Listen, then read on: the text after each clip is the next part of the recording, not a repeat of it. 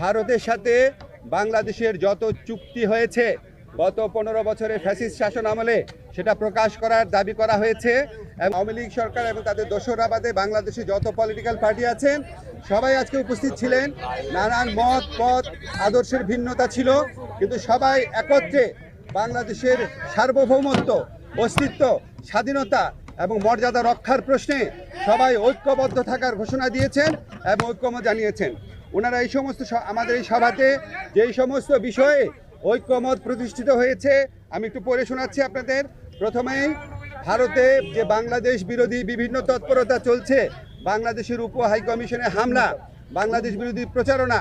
বাংলাদেশের অভ্যন্তরীণ ব্যাপারে হস্তক্ষেপ, এসবের তীব্র নিন্দা জানানো হয়েছে এবং ভারতের এই সমস্ত পদক্ষেপের বিরুদ্ধে বর্তমান সরকারের যে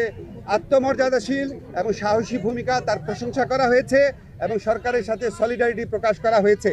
তবে একই সাথে সাথে ভারতের এই সমস্ত প্রচারণার বিরুদ্ধে সরকারকে আরও শক্তিশালীভাবে, আরও বেগবানভাবে এটাকে অ্যাড্রেস করার কথা বলা হয়েছে এবং এই জন্য প্রয়োজনীয় যে প্রবাসী যে আমাদের বন্ধুরা রয়েছেন, অন্য রাষ্ট্র রয়েছেন, বন্ধু রাষ্ট্র, তাদের সহযোগিতা, প্রবাসীদের সহযোগিতা, আন্তর্জাতিক সংবাদ সংস্থার যে সাংবাদিকরা রয়েছেন তাদেরকে এই দেশে ডেকে নিয়ে আসা, এই ধরনের নানান পরামর্শ দেওয়া হয়েছে এবং আমাদের কমিউনিকেশন স্কিল এবং ইন্টারন্যাশনাল লিগাল স্কিল বাড়ানোর পরামর্শ দেওয়া হয়েছে। আমাদের একই সাথে সাথে ভারতের সাথে বাংলাদেশের যত চুক্তি হয়েছে গত 15 বছরের ফ্যাসিস্ট শাসন আমলে সেটা প্রকাশ করার দাবি করা হয়েছে এবং একই সাথে সাথে রামপাল সহ বাংলাদেশের জন্য ক্ষতিকর যে সমস্ত চুক্তি আছে সেগুলি বাতিল করার দাবি করা হয়েছে।